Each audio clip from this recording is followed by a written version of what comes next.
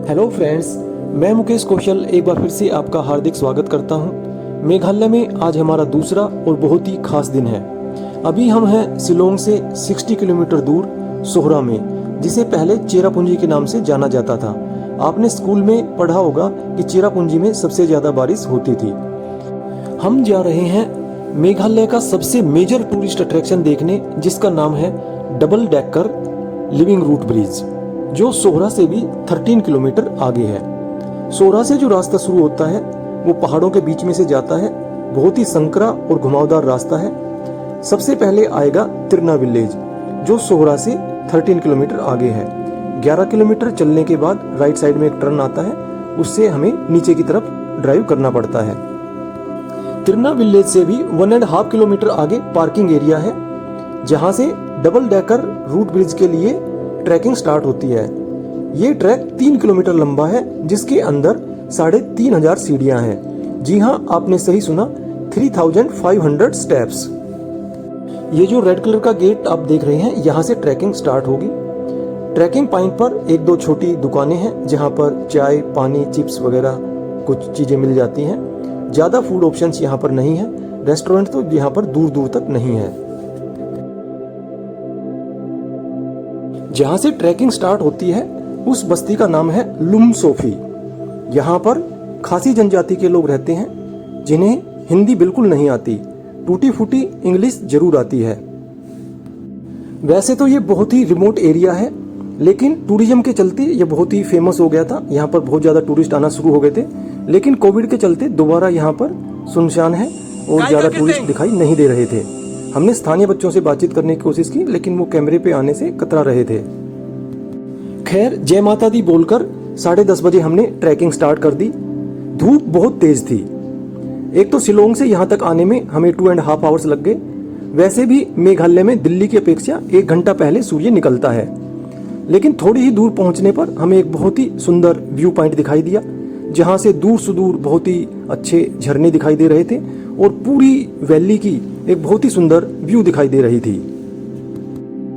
सीढ़ियों पर कहीं रेलिंग है, कहीं पर नहीं है, इसलिए ट्रैकिंग और भी डिफिकल्ट हो जाती है। कुछ और नीचे उतरने के बाद हमें दूर एक बस्ती दिखाई देती है, जिसका नाम है नोनग्रियाट। एक्चुअल में हमें इसी गांव के अंदर जाना है। जो double decker living root bridge है वो नोनग्रियाट गांव के अंदर ही आता है। लगभग 1500 सीढ़ियां उतर लेने के बाद एक दूसरी बस्ती आती है, जिसका नाम है नोंगथिमाई।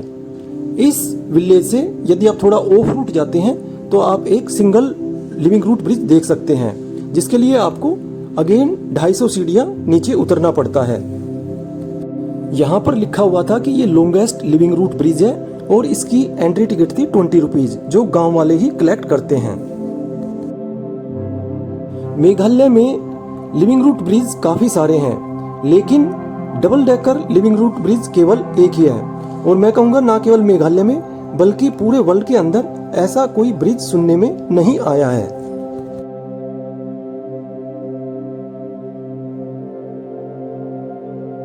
सिंगल रूट ब्रिज देखने के बाद वापस नोंगथिमाई गांव में आना पड़ता है।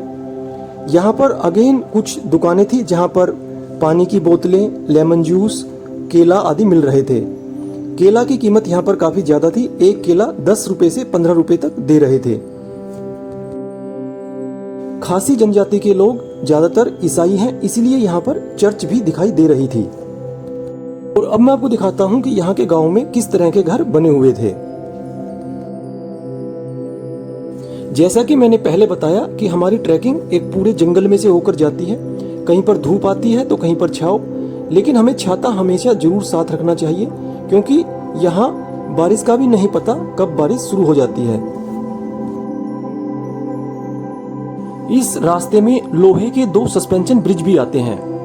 पहला जो ब्रिज जिसे अभी हम क्रॉस करेंगे, ये काफी स्केरी है, बहुत ही तंग है और बहुत ज्यादा हिलता है। इतना ज्यादा सेफ भी नहीं है। यहाँ पर नुकीले तार हैं जो हाथ में लग सकते हैं या कपड़ों को भी फाड़ सकते हैं। हमने ये ट्रैकिंग की सितंबर मंथ के एंड में। उस समय इतना ज्यादा पानी तो नहीं था, लेकिन पानी बहुत ज्यादा क्लियर था, इसलिए हम जगह जगह अपनी पानी की बोतल फिल कर लेते थे। लेकिन पानी का टेस्ट एकदम अल्टीमेट था और मैं कहूँगा कि ऐसा पानी मैंने पहले कभी नहीं पिया। ये एक बहुत ही चैलेंजिंग ट्रैक है। साथ में हमने डिसाइड किया कि डबल डेकर रूट ब्रिज के बाद जो वाटरफॉल्स हैं चेरापूंजी के आसपास, उनको भी हम एक दिन में ही कवर करेंगे।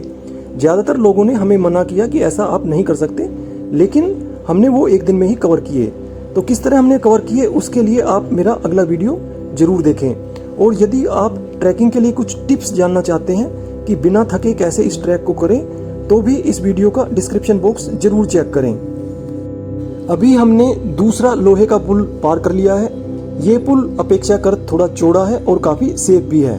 और यहाँ पर पानी और भी सुंदर दिखाई दे रहा था, एकदम एमराल्ड ग्रीन कलर का। एडवेंचर्स और थ्रिलिंग होने के साथ साथ इस ट्रैक पर आपको बहुत ही मेस्मराइजिंग नेचुरल ब्यूटी देखने को मिलेगी।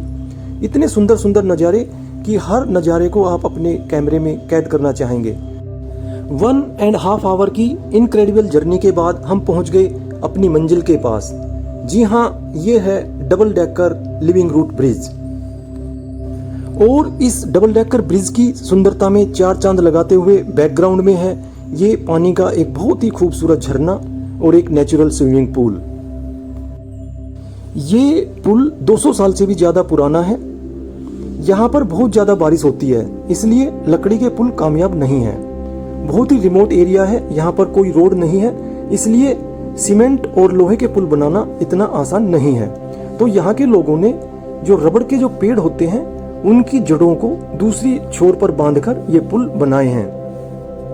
जैसे जैसे समय बीतता है ये पुल और भी मजबूत हो जाते हैं। जैसे बरगद के पेड़ में से दाढ़ी निकलती है, उसी तरह इस पेड़ की एरियल रूट्स निकलती हैं, जिनको बांधकर ये लोग पुल बना लेते हैं। यहाँ पहुँचने के बाद मेरी प्रसन्नता का कोई ठिकाना नहीं था। ऐसा लग रहा था कि मानो मैं एक काल्पनिक दुनिया में घूम रहा हूँ और मेरा एक सपना सच हो गया है। रास्ते में तो हमें कोई दूसरे टूरिस्ट नहीं मिले थे, लेकिन यहाँ पर पहुँचने के बाद हमें दूसरे टूरिस्ट भी दिखाई दिए, जो अपने साथ अपना टॉवल और स्विमिंग वियर भी लेकर आए हुए थे। सचमुच दोस्तों, ये पानी एकदम क्रिस्टल क्लियर है और हर किसी का मन यहाँ पर फिर नहाने को कर जाता है। पानी इतना ठंडा और इतना साफ कि आपकी पूरी ट्रैकिंग की थकान को मिटा देगा। हम भी अपने आप को यहाँ पर नहीं रोक पाए और पानी में डुबकी लगा ही ली। वापसी में हमने कोई रिकॉर्डिंग नहीं की। एक तो धूप बहुत तेज थी, दूसरा टाइम भी हमारे पास नहीं था, क्योंकि हमें एक दिन के अंदर ही बाकी वाटरफॉल्स भी कवर करने थे। यहाँ से आगे भी एक वाटरफॉल है, रेनबो वाटरफॉल, वहाँ पर हम नहीं गए।